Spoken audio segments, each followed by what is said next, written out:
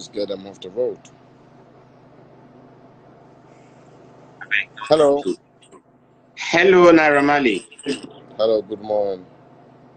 Yeah, good morning. How you doing? I'm doing okay. I'm doing fine. Are you hearing me very clearly now? I can hear you very clearly. Very. Okay. Okay, before you start, I want to say the protests that have stopped, nobody threatened me. I'm not scared of nothing. And I know my rights. And yes, was me thinking about the safety of everybody. Literally, that was the only thing that stopped me from doing this protest. And the fact that I saw the police initial statement, I saw the statement that they put out, that's what made me stop the protest right now. But all we really want from, should I say, the government or the police force, all we really want is, from what I understand, there, SARS is the same thing as SWAT. There's the same thing as a SWAT. And we don't see SWAT anyhow. I mean, back in America or UK, we don't see them anyhow. We only see them for special occasions, for special things. They only come out for special things. But in Nigeria, we see SARS everywhere. And SARS is a special anti-robbery squad. So they should only come out when there's a robbery. That's what we want. They should only come out when there's a robbery. And number two, we need all of them to wear uniform. They need to have the uniform and a police vehicle. Not then they can't be driving around in a unmarked vehicle and dressing like armed robbers. They can't be doing that. And all the people, all the SARS that have been arrested, we need updates on them. We need to know what's happening to them. Where are they in jail? Because you say they've been arrested. We need more updates on them. And the family of the people they've killed, we need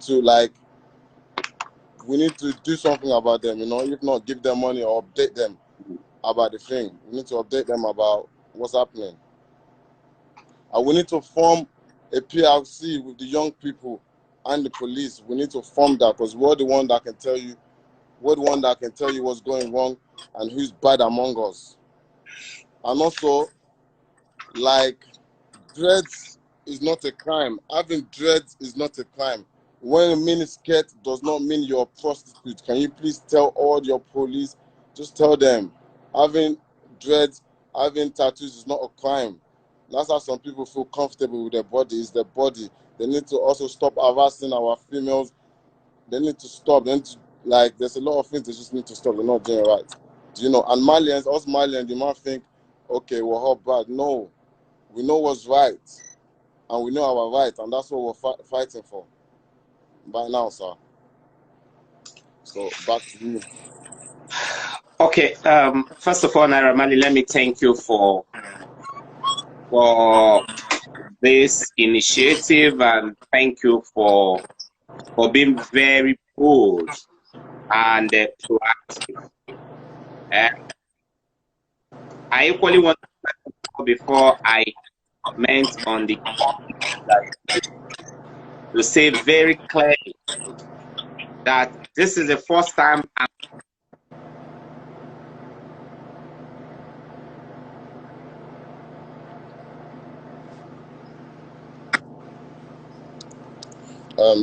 I'm ever speaking with you. And so the issue of harassment or intimidation or any kind of underhand tactics do not even arise because this is just the first time we're speaking, and we're speaking because there is a national issue, there's a problem that needs to be solved, and there are like our people will say in our local communities, there are different ways of killing the rats, and so it also clearly means that there are different ways of problems. And when you want to solve the problem, you look at the most cost-effective. You look at the approach that will be less risky. Look at the approach that will give you very little collateral damage. And so, in this instant case, like you've noted, we did not wait for protests to come up. We did not wait for Nigerian youth to go on the street or a statement.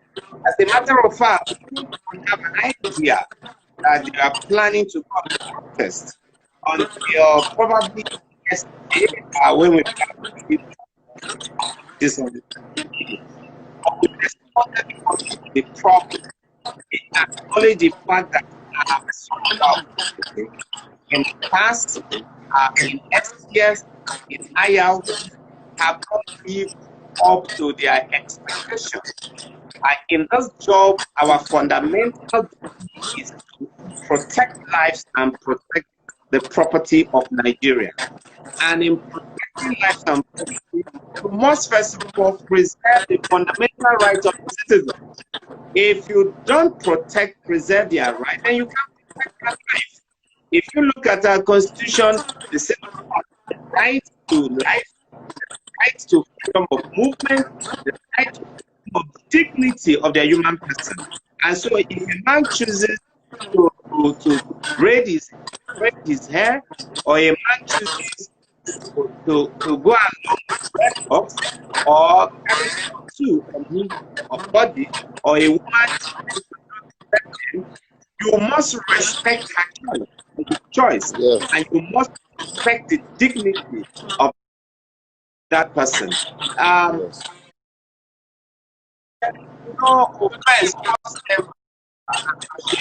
with dreadlocks. There is no where he stated that if you have dreadlocks or you have tattoo on your body, you have committed an offense. That's absolutely nonsense. And so, even though that is not contained in our statement, it has become a fundamental demand by the Nigerian young youth. And so we'll take it up very seriously. And Naira Marley, let me also let you understand something. The Nigerian police is not just full or populated by old men and women. We also have young recruited 10,000 these 10,000 people, they are aged 18 and 25. So these are clearly young men, and they all come. We recruited them from. So these young men will be your ambassadors in the police. And as I'm talking to you, we are recruiting another 10,000. And I want to challenge a lot of our young people there. You cannot change a system by staying too far from the system. And so people want to criticize the initiative of coming to us today. I want to tell them you can't change a system by being too far from the system. If you want to change a system, you have to go to the system.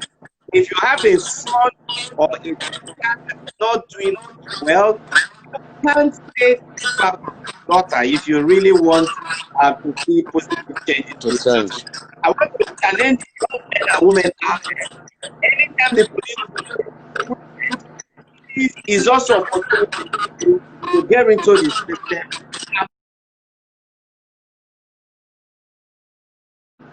Own little contribution towards changing the system. But one interaction we are having today is the Inspector General of is very serious about the instructions and the restriction orders he has placed on SARS, on Endsars and other people's blood. So when we say we will not allow them to carry out routine patrols, we are serious about it. We will say we will not allow them to check and search the handheld phones, smartphones, or computers, other smart devices of our citizens indiscriminately and unlawfully. We are serious about it. For patrols in mufti and without the appropriate tactical gears or appropriate police uniform, we are serious about it. We would say when we say we will go after a officer that is conducting himself or herself unlawfully and according to the way that. And let me even expand this point.